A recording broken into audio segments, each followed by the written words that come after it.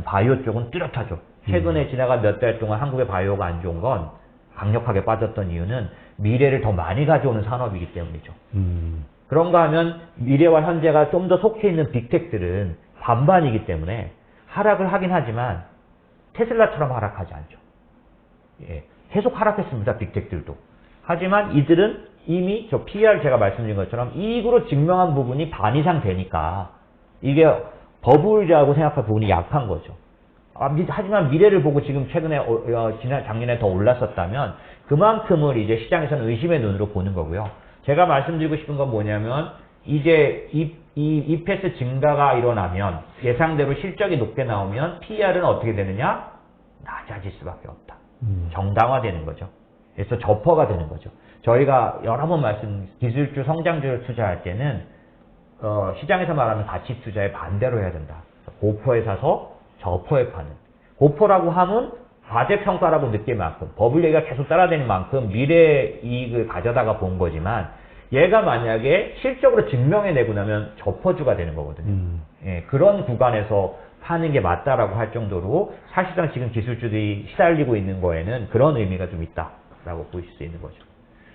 그래서 지금 말씀드린 것처럼 기본적으로 이제 4월 초순, 중순부터 시작되는 어닝 시즌이 되면 금리에 대한 스트레스는 자연스럽게 정당화해주는 어떤 증명들이 나오면서 나타날 수 있다고 보는 거죠. 그러면 그때 이제 그 좋은 실적을 발표하는 네네. 그 빅텍 기업들, 그러니까 저 언택트 관련주들, 네네. 이런 것들은 이제 말씀드리면 그때가 매도 시점으로 봐야 될까요?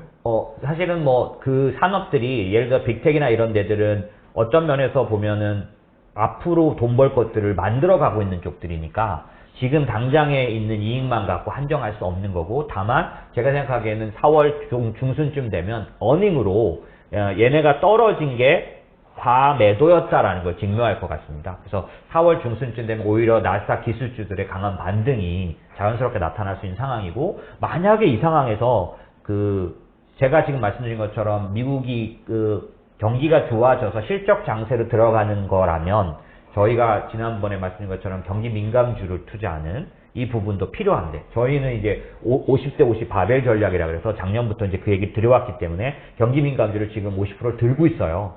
근데 만약에 그게 아니신 분들은 아까 말씀드린 4월 중순쯤에 이 기술주들이 다시 반등이 나왔을 때 얘를 팔아서 비중 조절을, 경기 민감주를 늘리거나 비중을 가져가는 때 사용하신다면 그것도 적절한 방법이다라는 거죠. 네. 그렇다면 일단 이렇게 인플레이션 우려가 있을 정도로 뭔가 이렇게 금리도 상승하고 그다음에 원자재 가격도 상승하고 이러한 것들이 결국은 기업 이익에 도움이 되는 건가요? 그렇죠. 그러니까 지금 말씀드린 것처럼 실적이나 기업의 이익이 성장될 수 있는 그런 배경은 이제 좀 어느 정도, 근데 이거는 이론적인 배경이니까 제가 생각하는 더 확신, 왜 그렇게 더 확신하느냐를 두 가지로 지금 조금 더 자세히 설명드리고 싶어요.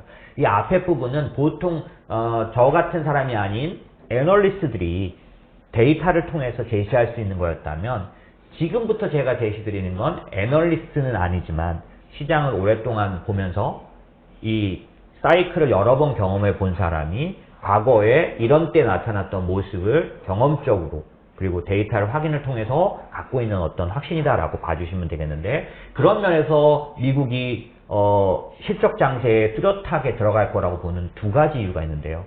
하나는 뭐냐면 리스타킹이라는 재고 확충 사이클에 들어갔다라는 거죠. 그거는 지난 제가 11월 달에도 말씀드렸고 12월 달에도 말씀드렸는데, 실제로 재고 확충 사이클에 들어갔을 때 그 사이클은 최소 3-4분기 이어집니다. 그래서 지금부터는 이제 재고 확충 사이클 설명을 하나 드릴 거고, 두 번째 확신은 뭐냐면, 두 번째 확신은 리스타킹 말고 또 하나는 뭐냐면 글로벌 밸류 체인 재편이 시작됐다. 이게 무슨 말이냐면, 아마 코로나 때 기억하실까요? 중국이 코로나 때문에 셧다운 됐을 때 한국에 현대차도 섰습니다.